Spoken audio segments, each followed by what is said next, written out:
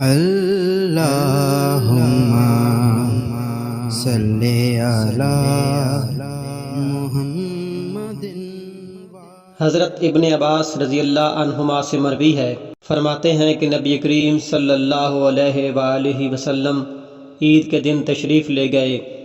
آپ نے 2 رکعتیں پڑھائیں، نماز سے پہلے اور نماز عید کے بعد آپ نے نماز نہ پڑھی۔ پھر آپ عورتوں کے مجمع میں تشریف لے گئے اور آپ صلی اللہ علیہ وآلہ وسلم کے ساتھ حضرت بلال رضی اللہ عنہ بھی تھے۔ آپ صلی اللہ علیہ وآلہ وسلم نے عورتوں کو واعظ فرمایا اور انہیں صدقہ کرنے کا حکم دیا۔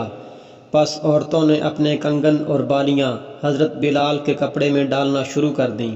بے شک اللہ اور اس کے فرشتے درود بھیجتے ہیں نبی کریم صلی اللہ علیہ وآلہ وسلم پر۔ اے ایمان والو، تم بھی ان پر درود اور سلام بھیجا کرو۔